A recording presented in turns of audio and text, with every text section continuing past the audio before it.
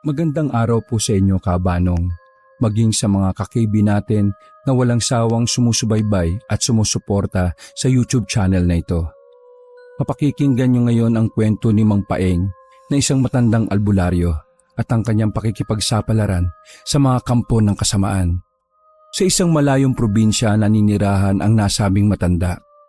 Kasama ang kanyang nag-iisang anak na lalaki na ngayon ay isa ng alkalde ng bayan at ang kanyang apong nasa 12 taong gulang. Namuhay sila sa isang payak na tahanan. Ngunit sa kasamaang palad ay napabilang sila sa isang probinsya kung saan nagkalat ang mga aswang sa paligid. Kaliwat kanan ang kanilang pambibiktima. Dahilan kaya't naglahong parang bula ang apo ni Mang Paeng na si Felipe. Kasabay pa noon ay ang pagkasawi ng ina ng bata. Nako, mukhang hindi ko na yata kayang pasanin itong mga panggatong ko Ay, tama na siguro ito. Babalik na lang ulit ako sa susunod. Nasa gitna ng kagubatan si Mang Paeng habang nangunguha siya ng mga tuyong kahoy para sa kanilang panggatong. Hindi na malaya na matanda na 6:00 na pala ng gabi. Masyado kasi siyang nawili sa mga ginagawa lalo na't napakasipag niyang tao.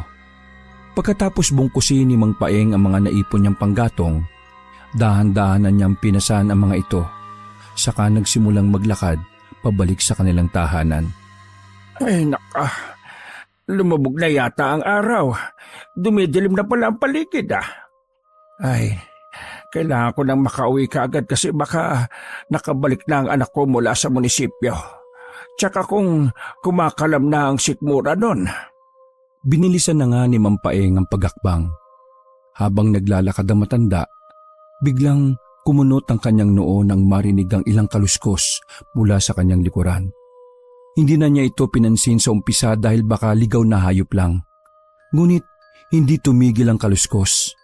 Para bang may sumusunod sa kanya. Aba, sino naman kaya itong sumusunod sa akin? Huminto muna sa paglalakad si Mang Paeng, saka pinakinggan ng mabuti ang kaluskos. Maya-maya pa ay hinamon na niya ito para palabasin. Kung sakali mang masamang nilalang ang nakasunod sa kanya. Kung sino o kung ano ka mang nagtatago riyan sa damuhan, lumabas ka! Aba, hindi ako natatakot sa'yo. Huwag kang magkakamaling banggain ako dahil talagang tatamaan ka nitong ita ko. Hinintay pa ni Mang Paeng na magpakita ang sino mang sumusunod sa kanya.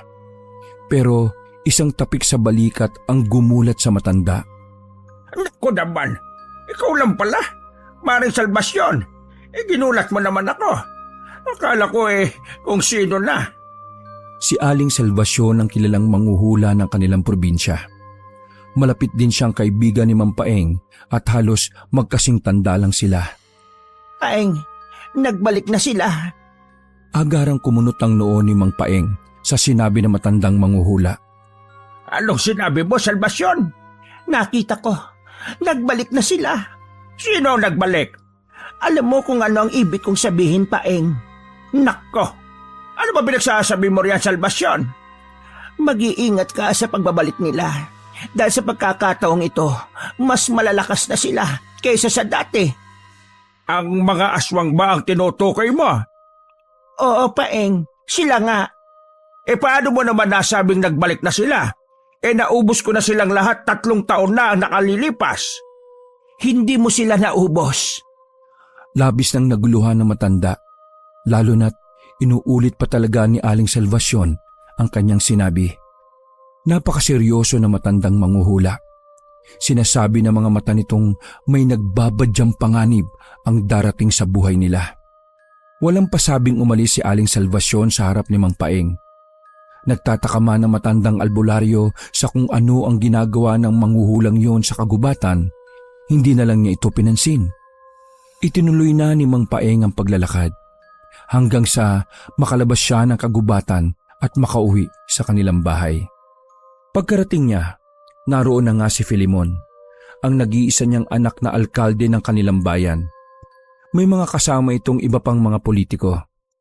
Nako anak, narito ka na pala. Ano, gutom ka na ba? Saglit lang ipagluluto kita. At magpahinga ka na muna riyan. Sigurado kung pagod ka sa trabaho mo. Ganito mag-alaga si Mang Paeng. Parang isang ina lang din.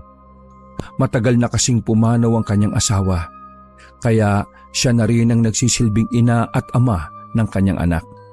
Naku tay, wag na po kayo mag-alala. Busog na po talaga ako kasi dinalan ako ng pagkain ng sekretarya ko. May kaarawan kasi sa kanila eh. May dala nga po akong pagkain sa inyo. Sige na tay, kumain na po kayo. Ay, ganon ba, iho? Ay, mabuti naman. Siya, sige. Gutom na rin talaga ako eh. Sige po tay, magpakabusog lang ho kayo ha. Ay, syempre, mukhang masarap pa naman itong mga ito. Ay oo naman ho. Ikaw ba, iho? Sigurado ka bang busog ka na? Opo tay, para sa inyo yung mga yan. Ay, sige. Sige po tay, asikasuhin ko muna itong mga bisita natin ha. Sige, iho. Ako nang bahala rito. Nilantakan na nga ni Mang Paeng ang mga pagkain sa kanyang harapan. Maraming mga minatamis, kaya tuwang-tuwa ang matanda. Ito kasi ang paborito niyang kainin. Samantalang si Filemon ay inasikaso muna ang mga kapitan at konsihal nilang bisita. Kasama rin ng mga ito ang ibang tanod ng barangay. Habang masayang kumakain si Mang Paeng, may narinig siyang isang malakas na kaluskos mula sa labas ng kanilang bahay. Balak niya sana itong puntahan, pero nahihiya ang matanda na dumaan sa kanilang sala kung saan naroon sina Filemon at mga kasama nito. Baka kasi maistorbo ni Mang Paeng ang anak niyang abala sa ginagawa nito. Lalo na't pinag-uusapan ng alkalde ang tungkol sa kakulangan ng kanilang serbisyo sa kanilang probinsya. Kaya hindi na lang pinansin na matandang albularyo ang kaluskos. Tumigil na rin naman ito pagkalipas ng ilang minuto. Maya-maya pa, nagpaalam na si Filemon na pupunta ulit sila ng munisipyo ng kanyang mga kasamahan. Sige, iho. Mag-iingat kayo ha, gabi na. Opo, itay. Lumakad na nga sina Filemon. Napangiti naman si Mang Paeng sa kabutihan ng anak niyang alkalde. Labis na ipinagmamalaki na matanda ang kanyang anak, sapagkat wala itong ibang ginagawa kundi ang magsilbi sa kanilang probinsya. Bago natulog si Mang Paeng ay nagdasal muna siya. Relihiyoso din kasi ang naturang matanda. Nagsagawa rin siya ng ilang ritual bilang isang albularyo ng kagubatan. Sa kagubatan din kasi kumukuha ng kakaibang kakayahan sa panggagamot si Mang Paeng. Kaya siya tinaguri ang albularyo ng kagubatan. Kinaumagahan, nagising si Mang Paeng dulot ng isang malakas na pambubulabog ng mga tao mula sa labas ng kanyang bahay. Nakakunot itong nilabas ng matanda. Sino ba naman mga taong ito? May magpapagamot yata sa akin kayo na. Naku, ang aga-aga naman nila. Binuksan na lang ni Mang Paeng ang kanilang pintuan, saka hinarap ang mga taong nasa labas. Saka naman nakilala na matanda kung sino-sino ang mga ito. Nagtaka siya nang makita ang mga empleyado na kasama ni Filemon sa munisipyo. Oh, kayo pala yan. Anong kailangan nyo't naparito kayo? Magandang umaga po, Mang Paeng. Magandang umaga rin ho. Anong sadya natin? Si Mayor po kasi nasa ospital po. Agad nanlaki ang mga mata ni Mang Paeng sa narinig. Ano? Ang anak ko nasa ospital? Bakit? Anong nangyari sa kanya? Bakit siya nasa ospital? Hindi rin po namin alam eh. Basta po, hinahanap ka niya. Baka gusto niyo po siyang dalawin. Aba, oo naman. Anak ko yan eh. Baka kung ano na nangyari sa kanya. O siya, tara na't pupuntahan ko ang anak ko na yon. Hindi na nga nagbihis si Mang Paeng. Maski ang pagmumumog at paghilamos ay hindi na nag-abala pa ang matandang albularyo. Lalakad na sana pali si Mang Paeng pero may bigla siyang naalala. Ay nako, saglit lang at may naiwan ako ha. Hintayin niyo muna ako rito. Sige po, walang problema. Agad na bumalik si Mang Paeng sa kanyang silid bago mabilis na inabot ang kanyang anting-anting sa ibabaw ng aparador. Agaran din itong isunot na matanda sa kanyang leeg na nagsisilbing kwintas. Pagkatapos ay itinago niya ito sa loob ng kanyang damit pang itaas. Hindi umaalis ng bahay si Mang Paeng na hindi suot ang anting-anting na ito, dahil ito ang pangontra niya sa mga aswang. Mabilis na nakabalik ang matanda sa mga empleyado ng munisipyo na naghihintay sa kanya. O tara na, iho. bilisan natin. Baka kung ano na nangyari sa anak ko ngayon. Sige po. Sakay ang lumang tricycle ay nakarating din agad sila sa ospital kung saan naroon ang anak niyang si Filemon. Dali-daling bumaba ang matanda at saka pumasok sa loob ng ospital. Naunang naglakad ang mga empleyado dahil sila naman ang nakakaalam kung saan silid naroon ang alkalde. Pagkapasok sa loob ng silid ni Filemon, agad na kinumusta ng matanda ang kanyang anak. Nako, anak ko, kumusta ang pakiramdam mo?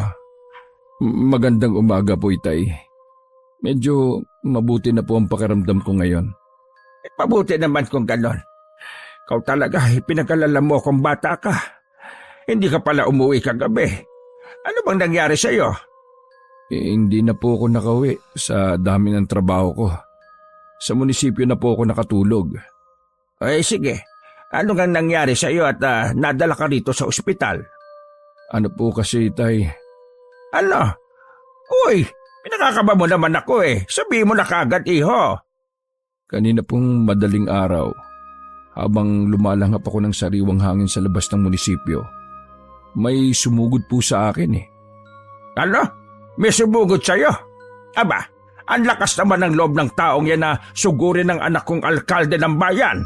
Bakit anak? Sinong adik ba yung sumugod sa'yo? Hindi po adik, Itay. Hindi adik. Lasing siguro. Sinong lasing naman yan? Hindi rin po lasing. Hindi rin lasing. Siguro yung baliw nating kapitbahay na pag-ala-gala sa buong probinsya. Ay, naku talagang taong yan, no? Si Itay naman kung sino-sinong naiisip. Hindi nga po yun. Bay, kung hindi, di sino? Bakit hindi mo nalang kasi sabihin ng diretso? Sa totoo lang po, Itay, hindi ko alam Kumunot na naman ang noo ni Mampaeng sa sinabi ng kanyang anak. Hindi mo alam? Paano nangyaring hindi mo alam, iho? Hindi po yata tao yun, Itay. Ano? Anong ibig mo sabihin? Hindi ko po nakita ang mukha niya kasi may takip po ito. Malaki po siyang nilalang tsaka mabalahibo. Parang aso na parang kabayo. Hindi ko po matukoy kung anong uri ng nilalang yun Naku naman, sigurado ka ba, iho? Opo, Itay. Parang halimaw na aswang. Dahil sa sinagot ni Filemon, napaisip ng malalim si Mampaeng. Naalala ng matandang albularyo ang sinabi sa kanya ni Aling Salvacion kahapon dun sa gubat. Ang naisip kasi ni Mampaeng ay isa na naman lang yung hula ng matanda. Dahil dito, nagpaalam na si Mampaeng sa anak na alkalde at saka tinungo ang bahay ni Aling Salvacion. Mabuti na lang at naroon din ang matanda. Salvacion, magandang araw sa iyo. Magandang araw din sa iyo, Paeng. Anong sadya mo't naparito ka? Hindi na nagpaligoy-ligoy pa ang matandang albularyo. Agad na niyang sinabi ang kanyang pakay. Ito na ba yung sinasabi mo kahapon na nagbalik na sila? Hindi agad kumibo ang matandang manghuhula. Bagkus ay tumitig lang ito ng malalim kay Paeng. Salvacion, nasa ospital ngayon ang anak ko. May nilalang daw na sumugod sa kanya kaninang madaling araw. Sabi niya pa, parang halimaw na aswang ang nakita niya. Ganun ba? Oo. Ito ba ang ibig mo sabihin? Na nagbalik na ang mga aswang sa probinsya natin? Ngunit sa pagkakataong ito mas malakas na sila. Ikaw lamang ang makakasagot niyan, Paeng. Ang huli kong nakita sa aking pananaw, mababalot ka ng panlilinlang. Kaya mag-iingat ka. Maaaring nasa paligid mo lang ang kalaban. Papanlinlang? Nasa paligid ko lang? Ano ba naman ang ibig mong sabihin, Salvacion? Uulitin ko. Ikaw lamang ang makakasagot niyan. Umuwing puno ng pagtataka si Mang Paeng. Naguguluhan siya sa mga sinabi ng matandang manghuhula. Nasa paligid ko lang ang kalaban. Kung ganon. Natigilan ng matanda sa pag-iisip nang may bigla siyang naalala. Yung kaluskos. Tama. Ang kaluskos na yun. Palagi akong sinusundan ng kaluskos na yun kahit saan ako magpunta. Kailangan kong malaman kung sino o ano ang nilalang na laging nakasunod sa akin. Habang naglalakad nga si Mang Paeng pauwi, Muli na naman niyang narinig ang kaluskos. Tila ba naririnig nito ang pinagsasabi ng matanda. Tinangkang hanapin ni Mang Paeng ang pinagmula ng kaluskos. Ngunit mabilis din itong nawala. Makalipas ang ilang araw, tuluyan nang gumaling ang pakiramdam ng alkaldeng si Filemon. Kaya nakalabas na ito ng ospital. Nagmana ang alkaldeng ito sa ama niyang masipag. Kaya kahit kalalabas lang niya ng ospital ay nais niyang manilbihang kagad sa taong bayan. Itay, gusto niyo po bang sumama sa amin ngayon? Saan naman ang lakad niyo, anak? Diyan lang po sa pinakamalapit na barangay. Mamimigay po kami ng ayuda ngayon. Ay nako, kalalabas mo lang sa ospital Hindi pa nga nahilom yung mga sugat mo eh. Nako itay, malayo sa bituka itong mga sugat ko. Kalmot lang naman ho ito ng halimaw na aswang na yun eh. At saka, kailangan ko na pong gampanan ng responsibilidad ko sa probinsyang ito. Pero anak, magpahinga ka kaya muna. Makapaghihintay naman yung mga yan. Hindi po pwede itay. Tawag ho ng tungkulin ito. Sigurado ka bang mabuti na ang pakiramdam mo? Baka mamaya ay nahihilo ka pa. Okay na po ako tay. Mabuti-buti na po ang pakiramdam ko kaya wag na ho kayong mag-alala. Sige anak, ikaw ang bahala. Ayaw po ba ninyong sumama sa amin? Masaya po roon. Ay nako, hindi na. May pupuntahan din ako ngayon. Saan naman po?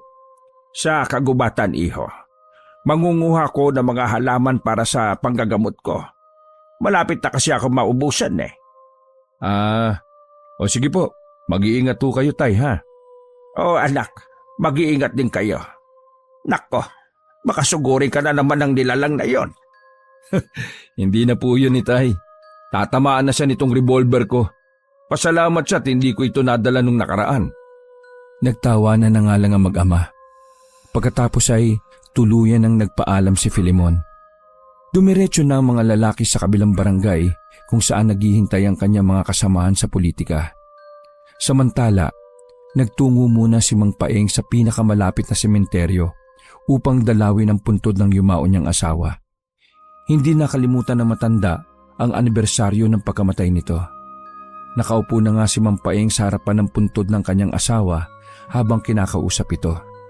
Mahal, alam mo, sobrang ipinagmamalaki ko ang anak nating si Filemon. Parang dati lang, nangangarap pa siyang maging kapitan ng barangay natin noong bata pa siya. Tapos ngayon naging alkalde na talaga. Ang galing ng anak natin Talagang nasa puso niya ang magsilbi sa taong bayan. Tsaka alam mo ba na... Napahinto si Mang Paeng nang muli na naman niyang narinig ang kaluskos sa paligid. Agad na naalerto ang matanda. Dahilan ng kanyang mabilisang pagtayo. Sino lang dyan? Magpakita ka! Harapin mo ako! Inihanda na matandang albularyo ang suot niyang anting-anting. Para kung sakaling sumugod ang kung sino mang nakasunod sa kanya, ay mayroon siyang panlaban. Hindi lang kasi pangontra ng aswang ang anting-anting na yon, kundi pati na rin ng masasamang espiritu, elemento at iba pang masasamang nilalang. Bakit mo ba ako sinusundan? Anong pakay mo sa akin? Nakita na ni Mang Paeng ang pinanggagalingan ng kaluskos, kaya buong tapang niya itong nilapitan. Nasa likuran nito ng iba pang puntod sa paligid. Nang makalapit na ang matanda, isang itim na pusa lang ang kanyang nakita at agad itong tumakbo palayo. Sigurado si Mang Paeng na may kung anumang nilalang ang nagtatago ron kanina. Dahil bahagya niyang nakita ang bahagi ng katawan nito.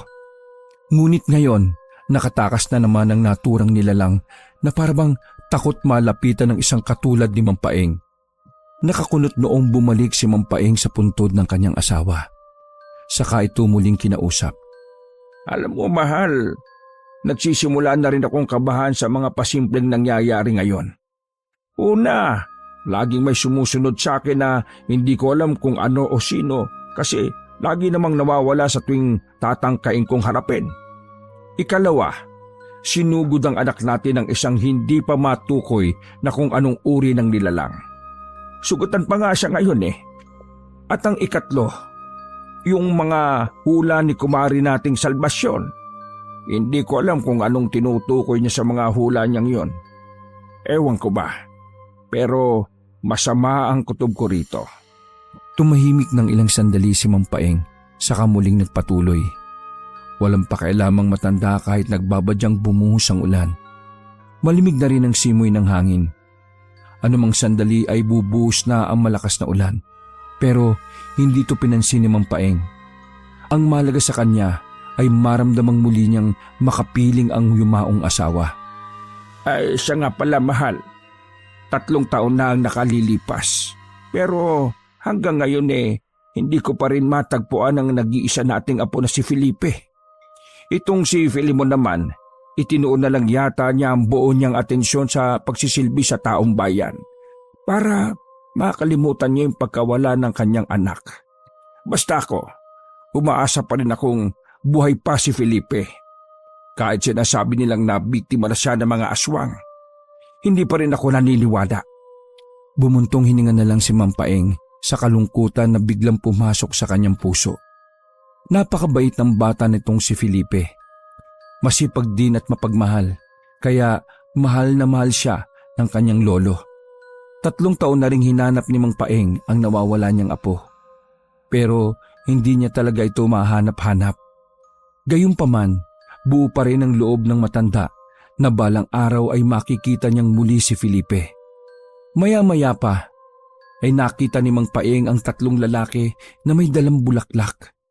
Naglalakad ang mga ito, papalapit sa kanyang kinaroroonan. Sa kanya lang nakita ang mga lalaki, tuluyan itong makalapit sa kanya. May mga trabaho yon sa munisipyo. Kayo pala. Opo, pinadala po ito ni Mayor. Susunod daw po siya rito pagkatapos niyang mamigay ng mga ayuda doon sa kabilang barangay. Nagtaka si Mang Paeng sa sinabi ng lalaki. Ano? Di naman alam ni Filimon na nandito ako Oo, kasi ganito. Kami po ang sinabihan niya na pupunta rito pagkatapos niya doon sa ginagawa niya. Sinabi lang din po namin yan sa inyo. Hindi niya po talaga alam na nandito kayo. Ay, ganun ba? Opo, ganun na nga po. Pinaunan niya na lang po itong mga bulaklak para hindi siya mahirapang bitbitin ng mga ito mamaya pagpunta niya rito. Ay, sige. Iho, ilagay mo na lang yan rito. Inilapag na nga ng mga ito sa harapan ng puntod ang dala niyang bulaklak. Pagkatapos ay agad ring nagpaalam. Makalipas ang ilang minuto, umalis na rin sa sementeryo si Mang Paeng. Saka tumungo sa kagubatan upang manguha ng mga halaman na gagamitin niya sa panggagamot. Saglit din siyang nagdasal doon upang manatili at mas mapalakas pa ang kakayahan niyang yon sa panggagamot. Tulad ng inaasahan, nakasunod na lang sa kanya ang nilalang na lumikha ng kaluskos. Ngunit hindi pa rin ito magawang makita na matanda. Pagka-uwi ni Mang Paeng, naabutan niya ang manghuhulang si Aling Salvasyon na pasimpleng nakaupo sa labas ng kanilang bahay. Nagtaka ang matanda sa kanyang nakita dahil hindi naman bumibisita sa kanya ang naturang manghuhula. Nilapitan ni Mang Paeng si Aling Salvasyon, saka ito tinanong. Salvasyon, ano namang ginagawa mo rito sa bahay ko? Milagro yata't napadpad ka rito. Saglit siyang tinitigan ng matandang babae, saka ito nagsalita. Nandito ako para magpagamot sa iyo. Nagulat naman si Mang Paeng sa narinig. Ito kasi ang kauna-unahang pagkakataon na lumapit sa kanya ang matandang manghuhula para magpagamot. Nako, bago yan Ano naman nararamdaman mo, kumare? Parang kinukulam ako. Nako, masama yan. Mukhang may nakaaway ka yata. Halika sa loob, pasok ka. Binuksan na nga ni Mang Paeng ang pintuan at saka pinapasok ang matandang manghuhula. Tahimik namang sumunod si Aling Salvasyon. Teka, saglit lang muna Kukuha lang ako ng mga gamit ko. Ilang minutong naghintay si Aling Salvasyon.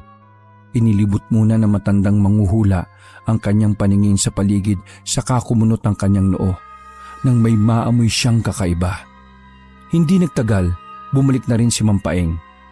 Sinimulan na rin niya ang ritual sa panggagamot. Habang abala si Mang Paeng sa kanyang ginagawa, bigla na lang siyang natigilan nang bigla ring magsalita si Aling Salvasyon. Dadami sila. Hindi mapigilan ni Mampaeng na mapahinto sa kanyang ritual dahil sa sinasabi ng matanda. Anong dadami? Sino? Ang kalaban natin. Dadami sila. Dadami ang mga aswang? Hindi na sumagot pa si Aling Salvacion. Bagaman hindi pa tapos ang ritual, agad nang tumayo ang matandang manghuhula, saka mabilis na lumabas ng bahay at umuwi sa kanila. Naiwan namang takang-taka si Mampaeng sa ikinilos ni Aling Salvacion. Isang araw, narinig ni Mampaeng mula sa sabi-sabi ng mga kapitbahay na may 4 na taong nahawaan ng mga aswang. Nakapagtatakang mabilis daw nahawa ang mga ito hanggang sa naging isang ganap na aswang. Hindi mapigilan ni Mampaeng na kabahan para sa kapakanan ng lahat. Naisip na naman ng matanda ang hula ni Aling Salvacion. Ito na siguro sinasabi ni Salvacion na dadami ang mga aswang sa probinsyang ito. Nako, hindi na tama ito. Maraming madadamay na inosenteng tao. Hindi na mapalagay ang matandang albularyo. Kung kaya lang sana ng kapangyarihan niyang gamutin ang mga bagong hawa na aswang, ay agad na niya itong ginawa ng paraan para ibalik sa pagiging tao. Ngunit hindi sapat ang kapangyarihan ni Mampaeng sa pagiging albularyo ng kagubatan upang gawin yon. Mas lalong nalungkot ang matanda nang makilala niya ang mga bagong aswang ng kanilang probinsya. Mga kakilala at dating kaibigan niya kasi ang mga ito, na ngayon ay nagtatago na at hindi na umuwi sa kanilang tahanan dahil tinutugis na sila ng mga tao. Ang itim na ng mga nangyayari sa mundong ito. Mabuti pa, maligo na lang muna ako bago problemahin ang lahat ng ito. Mayroong paliguan si Mampaeng sa labas ng kanilang bahay. Pero mas gusto na matanda na doon maligo sa pinakamalapit na batis. Malamig kasi ang tubig doon at gustong-gusto niya ang malamig na tubig. Bukod pa rito, mas gusto ni Mampaeng na nasa loob siya ng kalikasan, lalo na't sa kalikasan din ang gagaling ang kakayahan niya sa panggagamot. Naglalakad na ang matanda papunta sa batis. Pagkarating doon, nagdasal muna siya bago hinubad ang pangitaas na damit. Masayang naligo ang matanda.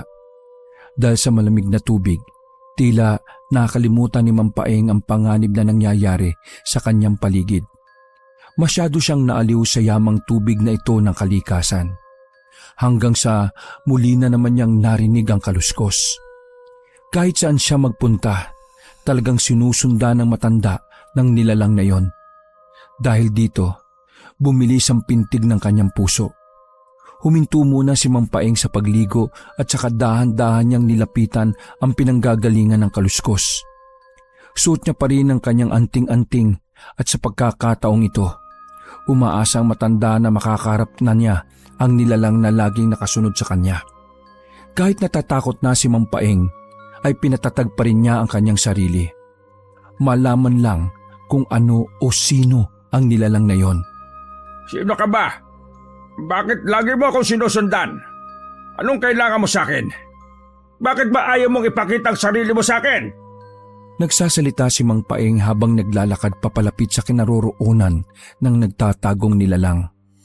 Gayunpaman, sa hindi na mabilang na pagkakataon, ay tumakas pa rin ito. Ngunit sa mga sandaling ito, nagtataka si Mampaeng sa kanyang nakita sa lupa kung saan nagtago kanina ang nilalang na yon. Teka, ano naman to? Laway? Isang malagkit na likido ang nasaksihan ni Mampaeng. Hindi rin maganda ang amoy nito, kaya napatakip ang matanda sa kanyang ilong. Mukhang ang laway ang nagkalat sa lupa. Dahil dito, nagdududa na si Mampaeng. Sa isip ng matanda, maaring isang ang aswang ang laging nakasunod sa kanya. Baka gusto siya nitong kainin, ngunit hindi magawang makalapit ng aswang dahil sa anting-anting ni Mampaeng. Pagka-uwi ni Mampaeng sa bahay nila, naroon si Filemon. Nakadamit pambahay ang lalaki kaya masasabing wala itong lakad ngayon.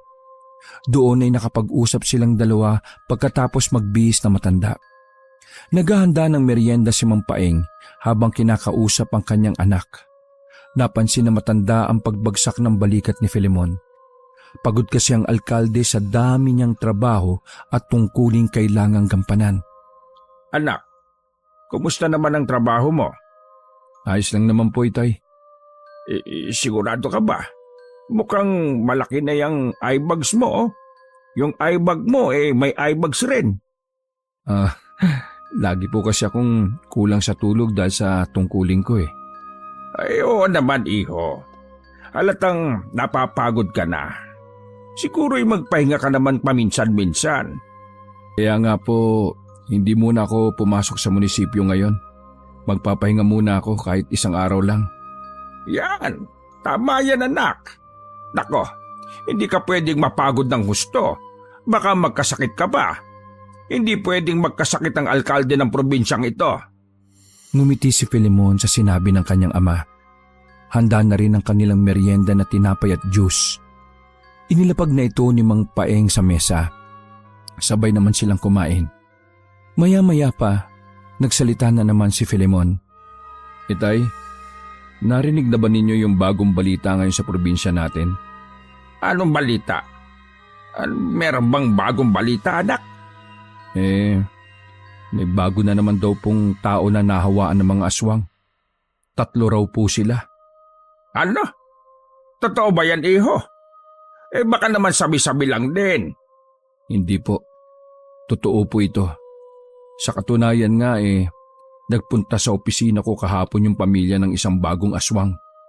Humingi sila ng tulong sa akin para ibalik daw sa dati yung kapamilya nila.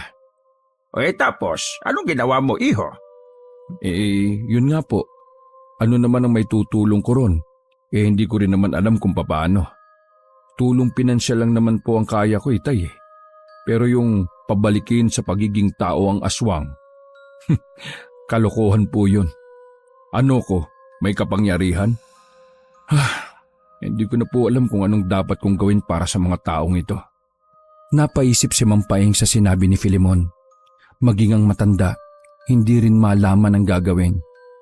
Kung sa bagay, iho, may punto ka rin naman.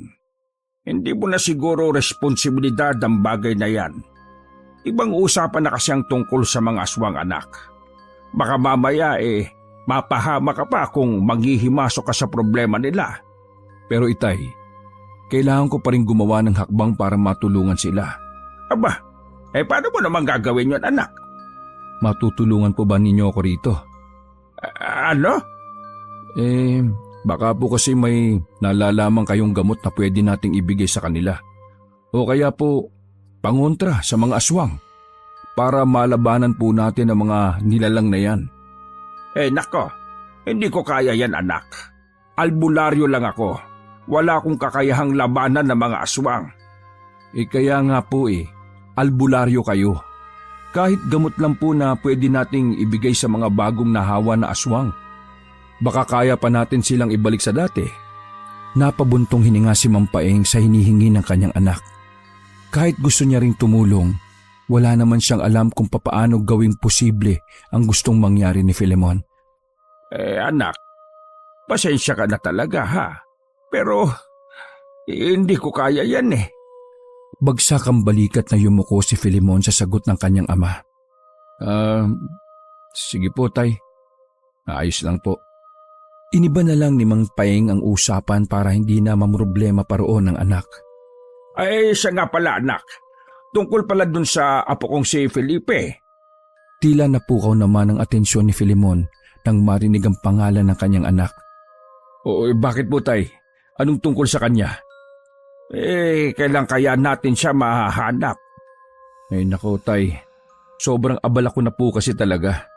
Hindi ko po talaga alam pero nawawala na po ako ng pag-asa. Mas mabuti pang tanggapin na lang po natin ang katotohanan. Dapat po mabuhay na lang tayo sa kung anong meron sa kasalukuyan. Siguro, Tay, sumuko na lang po tayo. Hindi ako makakapayag niyan, iho. Magpapatuloy pa rin ako sa paghahanap kay Felipe. Tay, masakit din naman para sa akin ito. Anak ko yun Pero 3 taon na po kasi ang nakalilipas at hanggang ngayon maski anino niya wala tayong nakikita. Baka nga po, totoong nabiktima na siya ng mga aswang Hindi. Huwag mo sabihin yan, iho. Kung sinukuan mo na ang sarili mong anak, ako hindi. Hanggat nabubuhay pa ako, hindi ako mawawala ng pag-asa. Naniniwala akong balang araw bago ko panawan ng aking hininga, muli ko ring makikita ang apo ko. Malungkot na bumuntong hininga si Filemon. Nangungulila rin siya sa kanyang anak pero kailangan niya maging handa sa kung anuman ang nangyari dito. Kayo po ang bahala, Itay. Maya-maya pa, biglang dumating si Aling Salvacion sa bahay nila. Mayroon itong sasabihin kay Mang Paeng. Mare, ikaw pala. Napadalaw ka.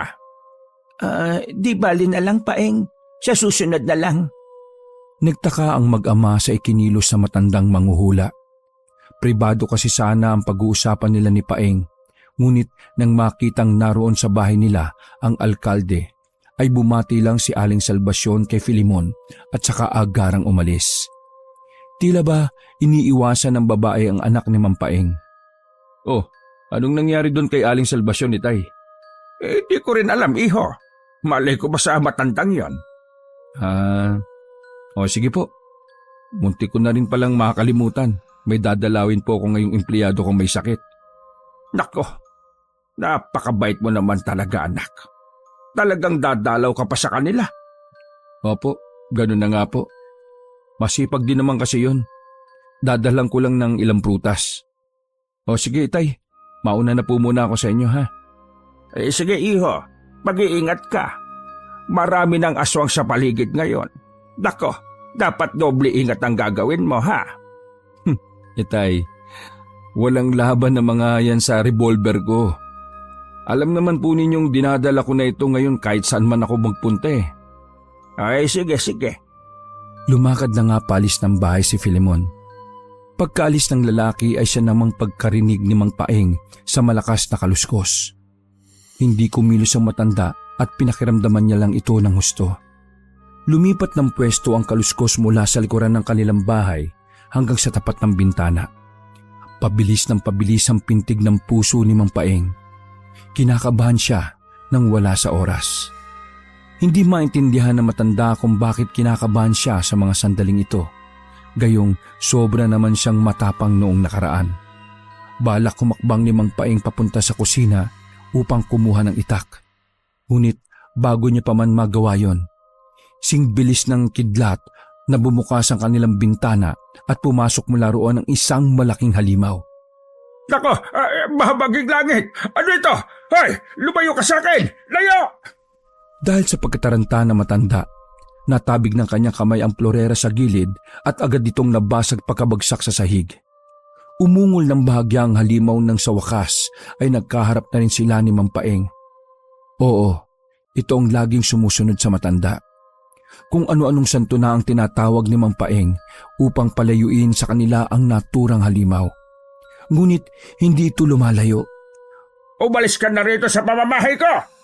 Huwag kang lumapit sa akin! Layuan mo ko! Halimaw ka! Saklolo! Tulungan niyo ako! May halimaw sa loob ng bahay ko! Kahit anong sigaw na matanda, parabang hindi siya naririnig ng kanyang mga kapitbahay. Tila may kung anong mahika ang nagmamanipula rito. Kahit anong bagay na kayang buhati ni Mang Paeng ay dinadampot na niya at buong lakas na itinatapon sa halimaw. Atras ng atras sa matanda habang umuusad naman ang halimaw patungo sa kanya. Gayunpaman, hindi siya sinusugod ng halimaw. Iniiwasan lang nito ang mga bagay na ibinabato ni Mang Paeng sa kanya. Nagtaka ang matanda dahil dito, ngunit mas nangibabaw sa puso niya ang takot. Hindi nagtagal, nagulat si Mang Paeng sa ginawa ng halimaw. Dinampot nito ang isang picture frame sa gilid at saka sinugatan ng sariling kamay gamit ang mahahaba at matutulis nitong kuko. Saka ito sinundan gamit ang sariling dugo. Pagkatapos ay ibinato ito ng halimaw sa paanan ni Mang Paeng. Saka umalis na ang nasabing halimaw sa loob ng bahay ni Mang Paeng. Dahil sa gulat at takot na matanda ay hindi siya nakaimik. Matagal rin bago muling nakagalaw si Mang Paeng. Saka pa siya bumalik sa katinuan nang mawala na ang halimaw sa kanyang harapan. Nanginginig ang mga kamay ni Mang Paeng habang dinadampot niya ang picture frame sa kanyang paanan. Basag na ito ngayon, Ngunit kumunot ng sobra ang noo ng matanda na makita kung sino ang nasa picture frame at kung ano ang nakasulat dito. Ang anak kong si Filemon at pinuno. Unang napansin ng matanda kung kaninong larawan ang naroon bago pa ang nakasulat dito. Hindi kasi masyadong malinaw ang pagkasulat. Ngunit sapat na ito para maintindihan kung babasahin ng maigi. Pinuno? Ano naman ang ibig sabihin nito? Ang salitang nakasulat sa picture frame ni Filemon ay pinuno. Dahil dito, labis na nalito si Mang Paeng. Wala siyang kaide-ideya kung ano ang mensaheng gustong iparating sa kanya ng halimaw na yon.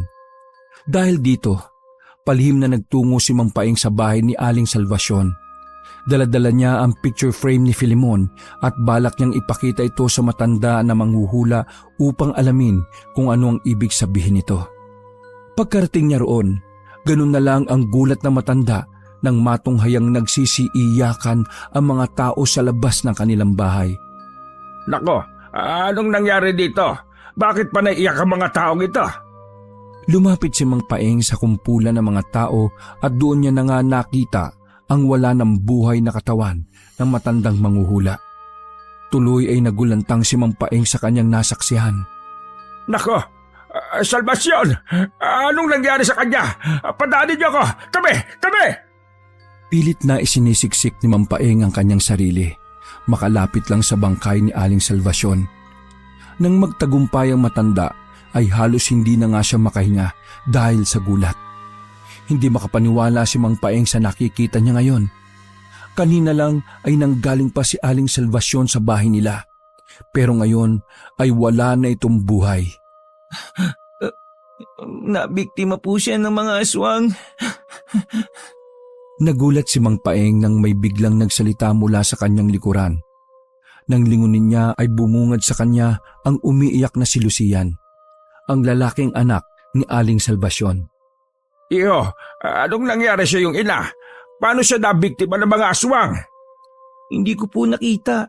Basta umalis na lang siya kanina at pagbalik ko dito ay naghihingalo na. Bago siya tuluyang binawian ng buhay, ay nagawa niya pang sabihin na mga aswang ang may gawa nun sa kanya. Halata naman po, di ba? Tingnan niyo po yung sugat niya sa katawan. Walang nasabi si Mang Paeng sa mahabang tinura ni Lucian. Hinila ng matanda ang pulsuhan ng binata, saka ito dinala sa gilid ng kanilang bahay, kung saan walang nakakarinig sa usapan nila. Lucian, iho, kanina lang ay nagtungo pa ang iyong ina sa bahay namin, pero agad rin siyang umalis. Hindi niya nasabi sa akin kung anong sadya niya at napadalo siya sa amin. Nagmamadali pa nga siya at parang takot na takot kaya nagtataka ako. Ganun po ba? Oo, iho. May isa pa pong sinabi si inay bago siya pumanaw, Mang Paeng. Meron pa. Ano naman yon? Pinuno po.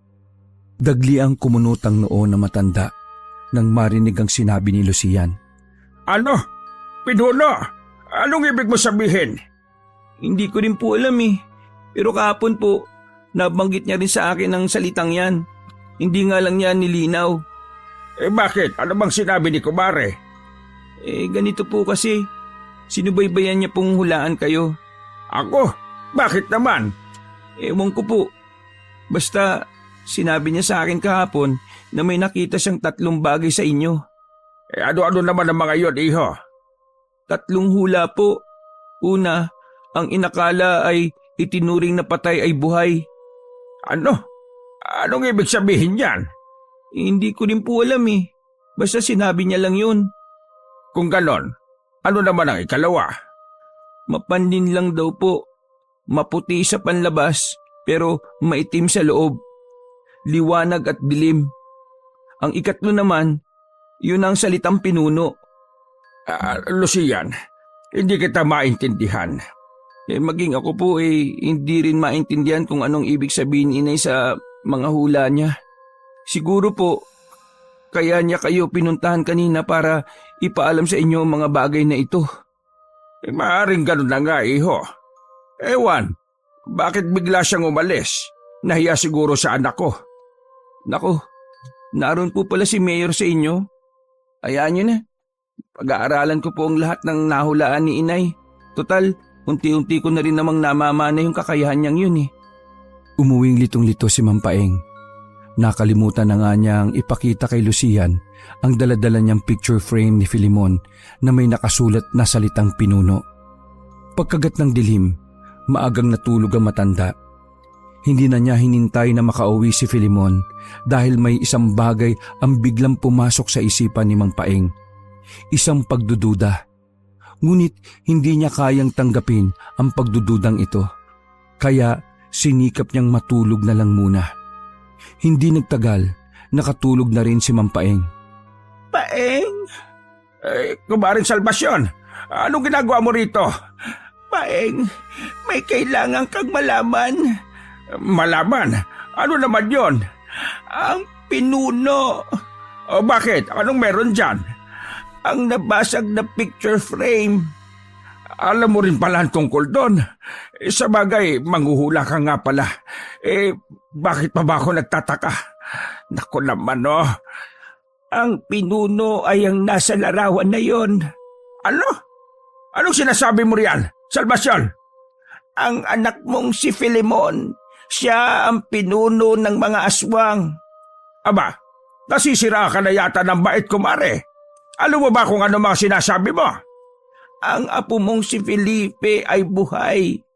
Alam ng sarili mong anak kung ano ang nangyari sa iyong apo. Pinuno ng mga aswang si Filimon. Pinuno ng mga aswang si Filimon! Hindi! Hindi! Nako, panaginip lang pala. Halos sa kalagitnaan na ng gabi nang biglang sumigaw si Mang Paeng mula sa malalim niyang pagtulog. Dahil sa isang panaginip na tila bangungot. Kalokohan. Kalokohan ang lahat ng iyon. Hinahabol ni Mang Paeng ang kanyang hininga. Para siyang nanggaling sa isang mahabang habulan dahil sa pagkahingal niya. Tumayo na lang ang matanda at nagtungo sa kanilang kusina para uminom ng tubig. Ngunit bago pa man makainom si Mang Paeng ay may narinig na siyang isang malaking kalabog sa labas ng kanilang bahay. Natigilan ng matanda sa kanyang ginagawa. Pinakinggan niya ng mabuti kung ano ang naririnig. Kumabog ng malakas ang puso ni Mang Paeng nang mapagtanto niyang parang isa yung dambuhalang ibon na lumipad mula sa loob ng kanilang bahay palabas. Dahil dito, hindi na nakainom ng tubig ang matanda at agad na siyang tumakbo pabalik sa kanyang silid. Hindi na muling nakatulog si Mang Paeng. Abala siya sa pagmamasid sa paligid at naghihintay sa kung anong susunod na mangyayari. Ilang oras na nakatunganga ang matanda hanggang sa tumilaok na nga ang alagang manok ng kanilang kapitbahay. Maliwanag na ang paligid. Maagang nagpaalam si Filimon kay Mang Paeng. Itay, pupunta na po ako sa munisipyo ha. Ay sige anak, mag-iingat ka. Opo, Itay. Lumakad na paalis si Filimon. Hindi mapigilan ni Mang Paeng na titigan ng likuran ng kanyang anak habang naglalakad ito palayo sa kanya. Nabuhay na naman sa isipan ng matanda ang pagdududa. Ngunit agad niya ring sinuway ang sarili. Hindi totoo ang panaginip kong yon. Hindi ako naniniwalang may ibang katauhan ng anak ko. Ako nagpalaki sa kanya. Kilalang-kilala ko si Filimon. Gayunpaman, parang nanaig pa rin ang pagdududa ni Mang Paeng. Sunod-sunod na kasi ang mga pangyayari na nagtuturo kay Filimon bilang salarin sa lahat ng mga masasamang bagay na nangyari sa kanilang probinsya. Dahil dito, parang may sariling utak ang mga paa ni Mang Paeng. Sinundan niya ng patago si Filimon. Nagtataka pa ang matanda nang hindi pumapara ng tricycle na masasakyan ng kanyang anak. Ang mas ipinagtataka niya pa ay lumis ng daan ng naturang alkalde. Hindi ito dumadaan doon, patungo sa kanilang munisipyo. Saan kaya pupunta itong si Filimon?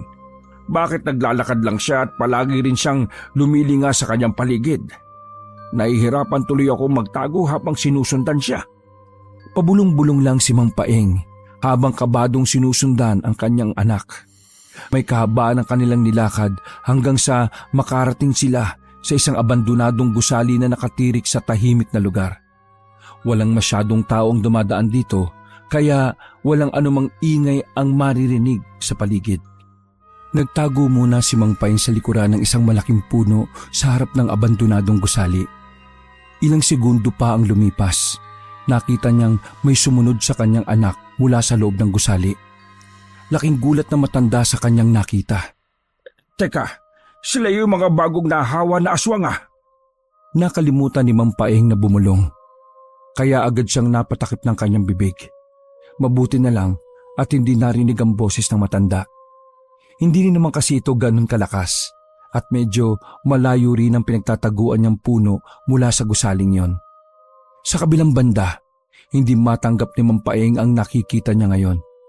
Yumuko ang mga bagong aswang sa kanyang anak at dinig na dinig ng matanda ang tinawag ng mga aswang na ito kay Filemon. Pinuno. Hindi makapaniwala si Mang Paeng. Malinaw na ang lahat pero hindi lang kayang tanggapin ng matanda na pinuno nga ng mga aswang ang alkalde ng probinsyang ito. Lalong hindi niya matanggap dahil sarili niyang kadugo si Filemon.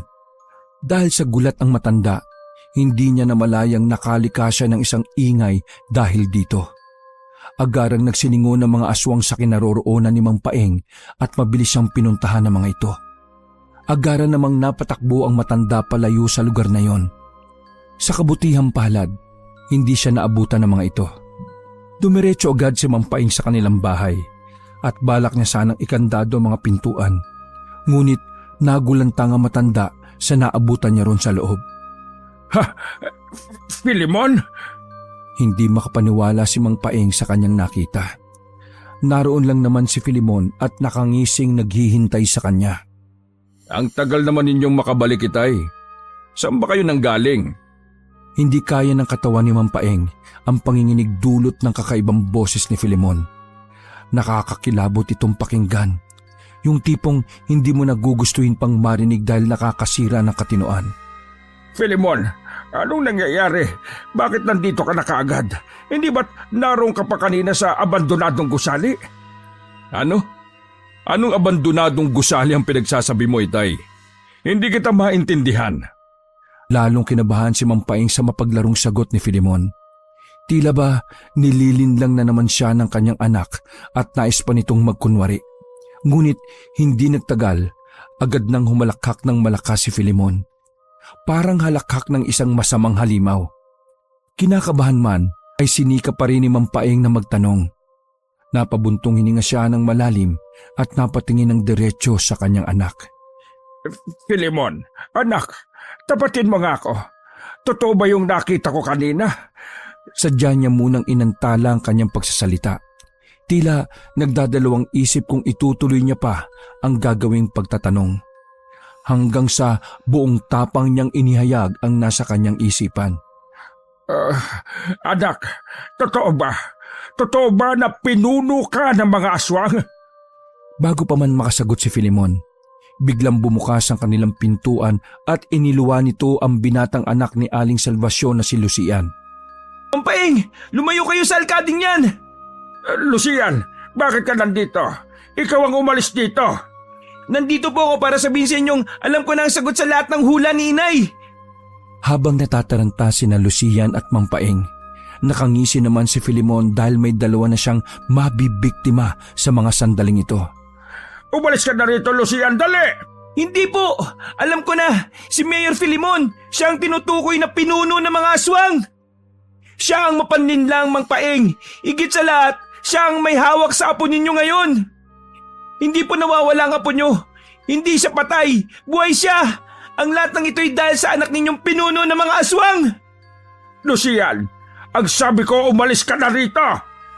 Nagtaka si Lucian sa naging sagot ni Mang Paeng pagkatapos niyang ilantad ang katotohanan.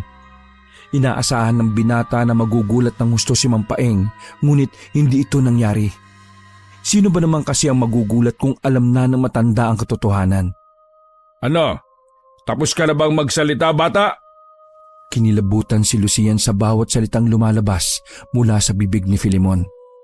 Huli ka na, bata.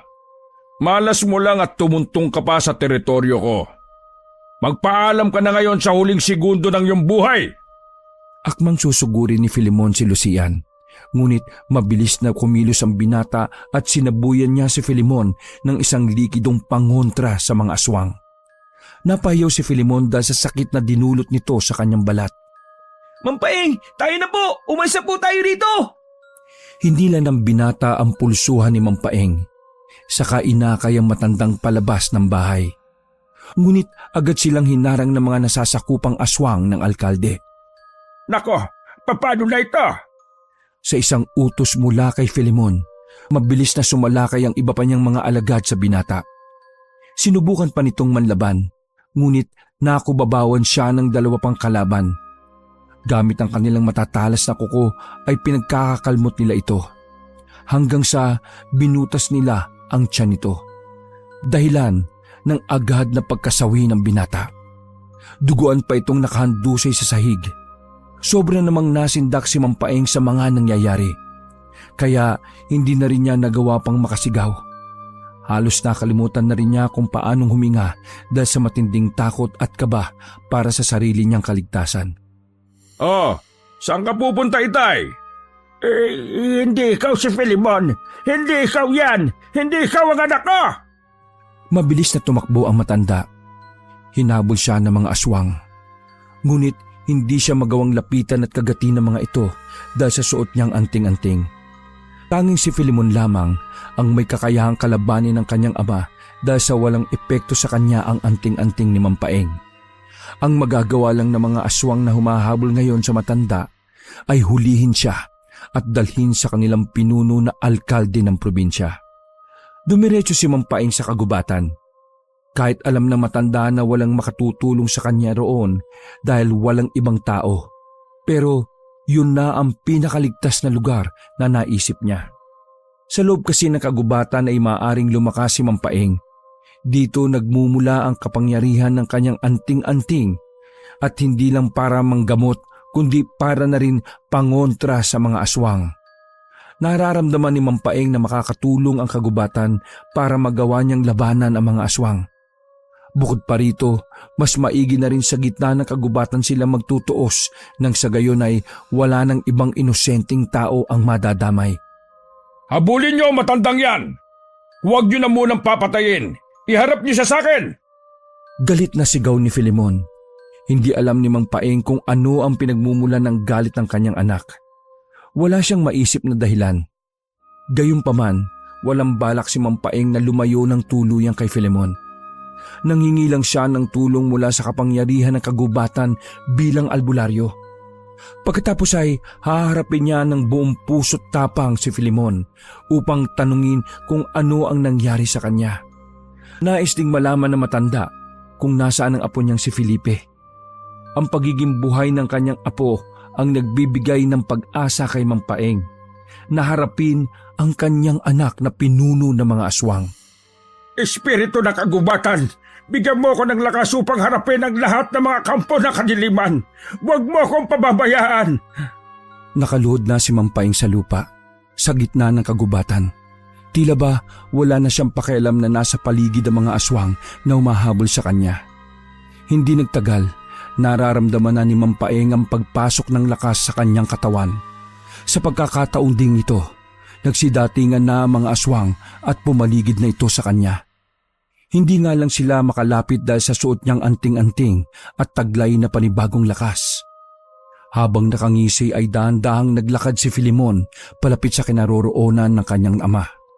Filemon, anak ko, ano bang nangyayari sa iyo? Bakit ka nagkaganyan? Imbis na sumagot, humalakhak na lang ng humalakhak si Filemon. Kaya nanginig na naman sa takot si Mampaeng.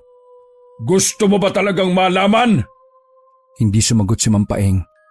Takot lang siyang nakatitig sa kanyang ama na halos hindi na siya makilala ngayon dahil sa napakalaking pagbabago ng pagkatao nito. Makinig kayo ng mabuti, Itay. Dahil isasalaysay ko sa inyo kung ano nga ba ang nangyari sa akin. Sinimulan na nga ni Filemon na balikan ang nakaraan niyang sariwang-sariwa pa sa kanyang alaala. Nagsimula lang naman ang lahat ng ito nung pinatay mo ang ina ko. Nagulantang si Mampaeng sa kanyang narinig. Tila wala siyang kaalam-alam sa mga tinura nito sa kanya. Anong pinagsasabi mo, iho? Huwag ka nang magmaang-maangan, Itay. Pinatay mo ang inosente kong ina na sarili mong asawa. Filemon, iho, hindi kita maintindihan. Ha! Nagmamaang-maangan ka pa? Hindi mo niligtas ang buhay ni nanay noong nagkasakit siya, hindi ba? Dahil nalaman mong isa siyang aswang. Hindi mo natanggap ang tunay niyang pagkatao. Hindi totoo yan, Filemon. Isa kang doktor ng medisina dati. Ngunit pinili mong huwag iligtas ang sarili mong asawa mula sa isang karamdaman dahil natatakot kang mabuhay siya at mambiktima ng mga tao. Hindi mo binigyan ng pagkakataon si nanay na patunayan na kahit aswang siya, hindi siya isang masamang nilalang. Tapos ano? Binitiwan mo ang pagiging doktor dahil labis kang nakonsensya sa ginawa mo sa kanya? At sa halip itinuloy mo na lang ang kakayahan mong manggamot bilang isang albularyo na kagubatan? At para ano? Sa tingin mo ba sapat na ang ginawa mong paglimot sa iyong pagiging doktor para mapatawad kita sa ginawa mo kay nanay? Anak, hindi mo naiintindihan. Tumahimik ka dyan! Naiintindihan ko ang lahat. Pakiusap, anak. Tama na. Anong tama na? Gusto mo pang malaman kung anong ginawa ko? Pwes, tatapusin na lang din naman kita ngayon kaya sasabihin ko na sa iyo. Tumakbo lang naman ako bilang alkalde ng probinsyang ito para gawing aswang ang mas maraming taong naninirahan dito sa atin. Oo, ito ang tunay kong layunin. Ito ang kapalit sa pagkitil mo sa buhay ng aking ina. At alam mo ba, hindi ba pinatay mo siya para iligtas ang maraming tao? Pero alam mo rin ba, dahil mas pinili mo ang mga tao kaysa sa sarili mong asawa, mas marami pa akong papatayin sa kanila. Uubusin ko kayong lahat ng mga tao. Ikaw ang may kasalanan ng lahat. Ikaw ang dahilan kung bakit mas maraming tao ang mamamatay.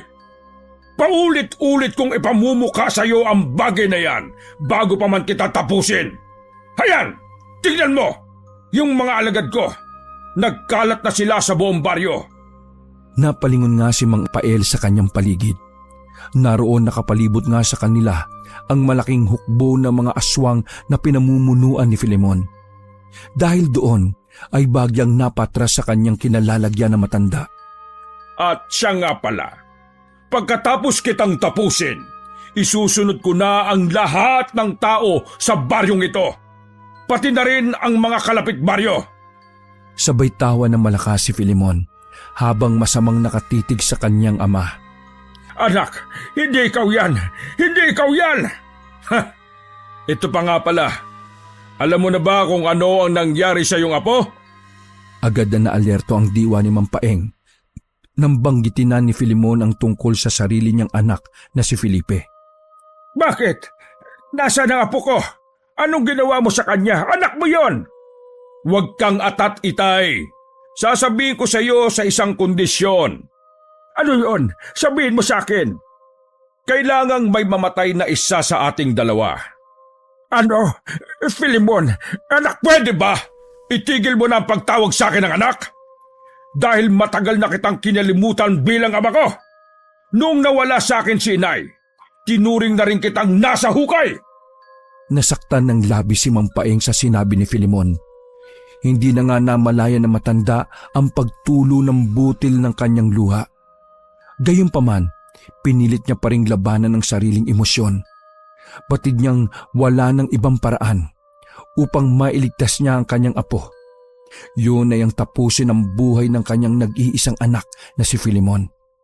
Balak niyang humanap na lamang ng sagot sa mga alagad nito. Kung gano'n sige, maglaban tayo. Ganyan. Gusto ko yan. Madali ka naman palang kausap Kaagad na umatake ang matanda sa kanyang anak. Mabilis namang naalerto si Filemon, kaya mabilis rin itong nasa lagang tansong kutsilyong hawak ng ama. Gamit ang matatalas na kuko, ay agad rin itong gumanti ng isang malakas na pagwasiwas. Pero sa kabila ng lahat ay mabilis na napaatras sa matanda. Habang patuloy pa sa paglalaban ang mag-ama, ay abala naman sa panonood ng mga aswang na nasa kanilang paligid. Tila nasasabik at naaaliw sila sa kanilang mga nasasaksihan. Panay lamang ang kanilang hiyawan at pagsisigawan sa paglalaban ng dalawa. Nang nakakuha ng tamang distansya, ay mabilis na umusal ng dasal si Mampaeng.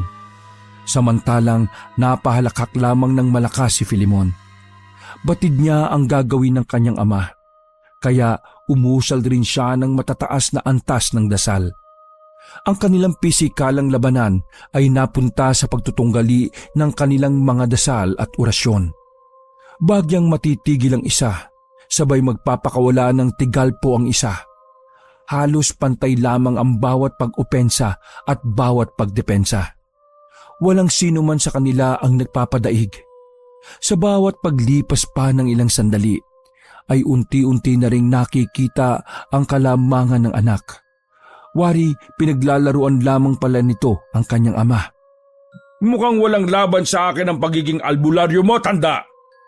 Ano ba yung mga dasal na inuusal mo? Sigurado ka bang pang-aswang talaga yan? Pero bakit parang hindi ko ramdam? Sabay tawa pa ng ubod ng lakas si Filemon. Batid rin kasi niya ang matinding agwat ng kanilang mga kakayahan. Kahit saan mang anggulo ay hindi magagawang magwagi na matanda sa kanya. Bakit hindi mo subukang kalabanin ako gamit ang iyong lakas? Tumigil ka na, Filemon. Alam mong hindi ko kaya yan dahil sa tanda kong ito. Isa pa, kahit may kakayahan akong kalabanin ka ay hinding-hindi kita magagawang saktan dahil anak pa rin kita. Tumahimik ka! Di ba nga, mamamatay tao ka? Pinatay mo ang ina ko? Mabilis na gumalaw ang mabibigat na kamay ni Filemon at agad itong tumama sa tiyan ni Mampaeng. Dahil dito, sumuka ng dugo ang matanda.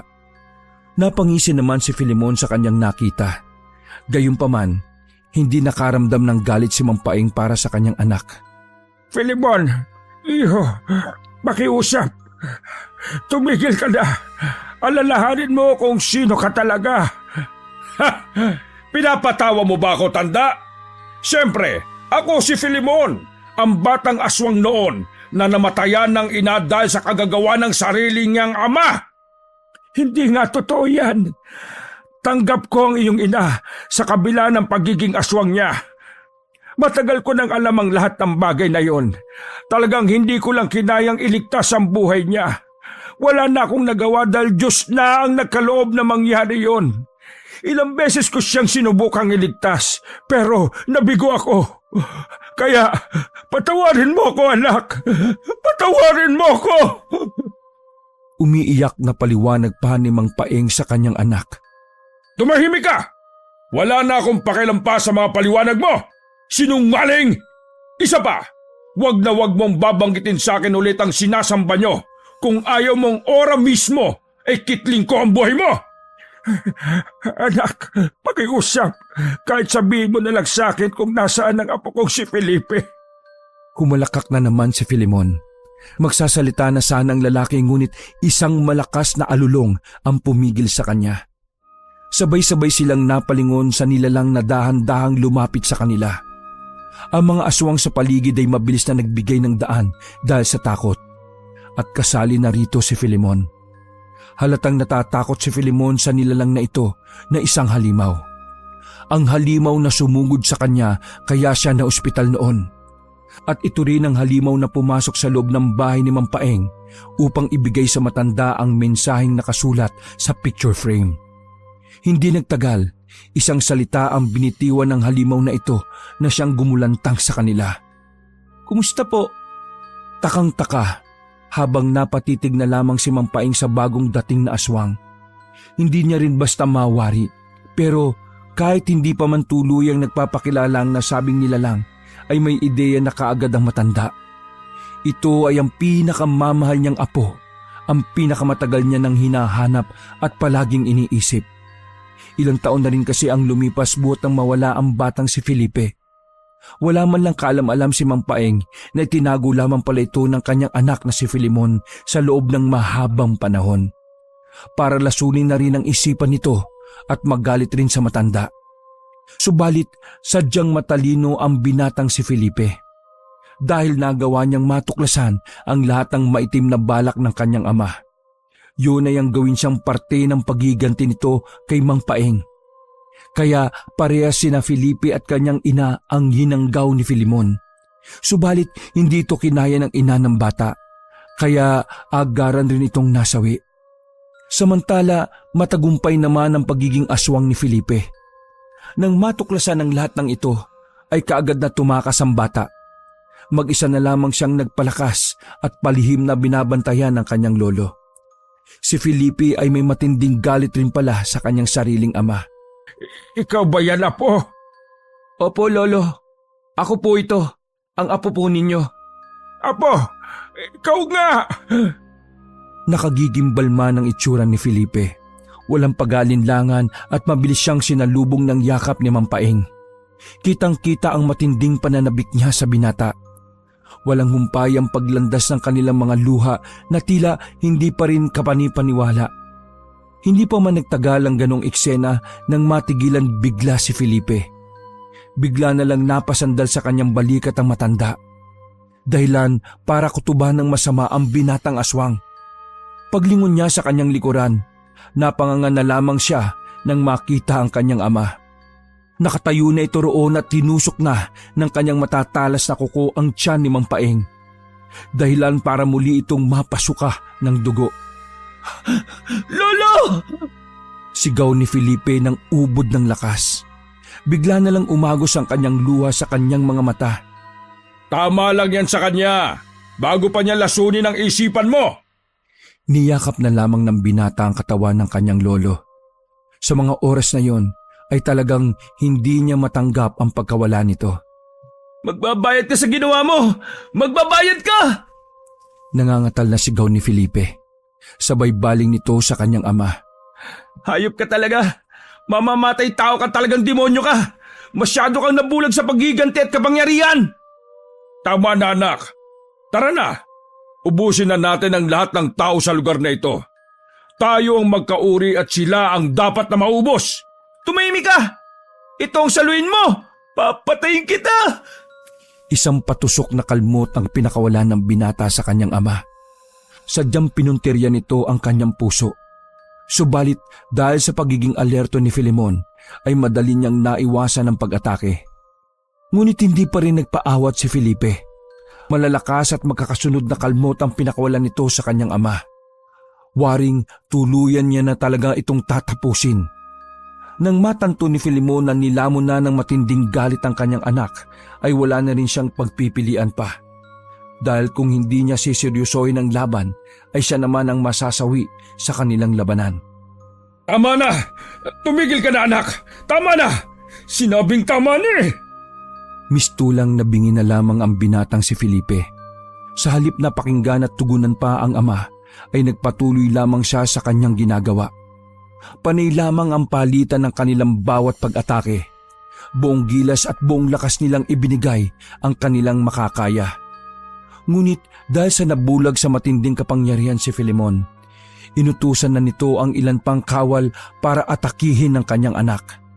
Subalit dahil sa matinding pagkadalubhasa ay walang sino man ang nakatagal sa harapan nito. Bawat isa sa kanila ay isa-isa niyang napapatumba. Hanggang sa nagpatuloy pa ang paglalabanan ng mag-ama. Maya-maya pa ay bumulwak na lang ang dugo sa bibig ni Filemon.